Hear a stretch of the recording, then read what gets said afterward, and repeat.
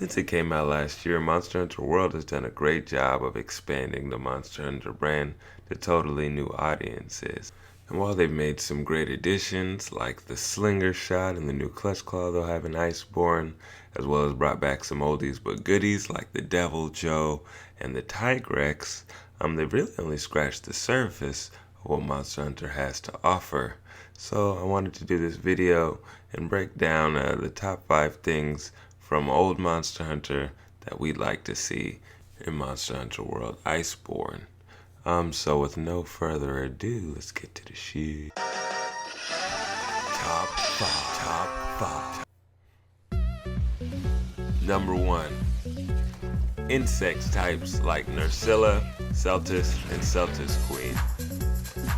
Due to their massive scale and their movements, I do believe that these two would be a perfect addition to Monster Hunter World. They have a lot of moves that are currently not represented in this generation, such as the Stink or the Web Effect, which render you incapable of using items or moving, and they would actually make use of the fire weapons, which are abundant but not really useful. Number 2. Beast-type monsters. Unfortunately, as a Monster Hunter lifer, there's one thing you notice pretty quickly, and it's a lack of the variety of monsters. Almost every monster that you face is some sort of wyvern, a flying or a brute, and there are a couple of fish or fang wyverns peppered in there at this time, but I would hope to see more beast types. What I'm basically saying is bring back the monkeys, Capcom. Between Rajang, Quetzalwacha, Kongalala, and Blanganga, there's a bunch of dynamic fights that are just completely missing from World right now. And the way that these monsters interact with the environment would make them perfect additions to this generation. Specifically with Blanganga being based in the snow, it seems like Iceborne and him are a match made in heaven. Number 3. Variants. I know to some extent the developers were making up for a lack of resources or creativity when they originally decided to reskin monsters and give them additional moves and include them as new monsters. So I'm sure they feel like this practice is also somehow doing a disservice to the fans. I'm here to tell you it's not. Because most of these variants featured variant armors with different aesthetics and new skills, and in the case of some monsters, like Gold and Silver Rathalos, they just provided really good and dynamic fights. They can also keep monsters who become forgotten or completely unplayed, like Giratodus or Puke Puke, fun and interesting. Kinda like what they did for the Greatest Jagras cast, except they made the Great Jagras red. Please, Capcom, before you decide to move on from this game, don't leave us in a state of flux for weeks at a time like you did with Monster Hunter World. Reskin some monsters and put them out as event quests. You'll thank me later. Number 4. More collaborations. Monster Hunter World had some awesome collaborations, from Horizon Zero Dawn to Devil May Cry, Assassin's Creed, The Witcher 3, and the list of AAA gaming collaborations in Monster Hunter World is pretty impressive. But in previous editions of the game, we saw more collaborations, far more often, and they weren't always connected to gaming.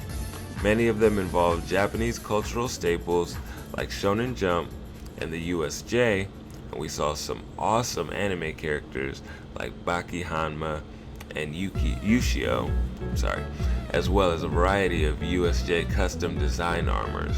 We need more of this.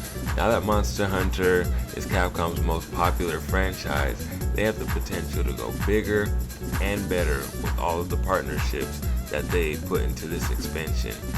I might just do a whole separate video on the collaborations that I want to see, so just be on the lookout for that. And number 5, more Palicos. Monster Hunter World's Palicos were severely limited compared to the previous versions of the game.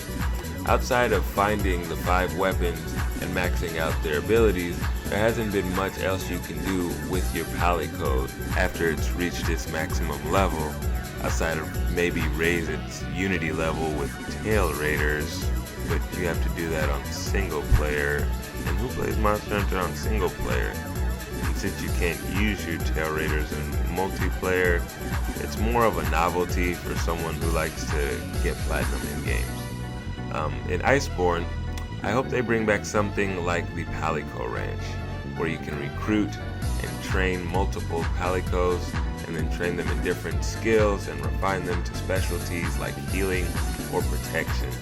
I think that the Palico training would add hundreds of hours of playtime to a game that already has limitless playing potential.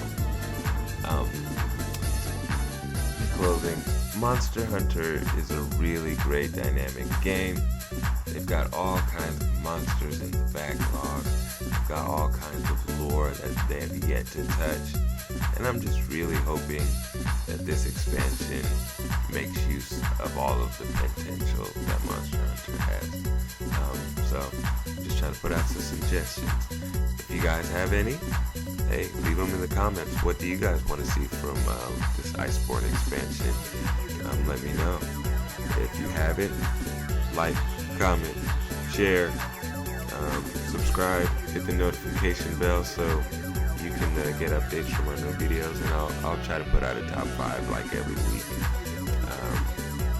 Thanks for watching.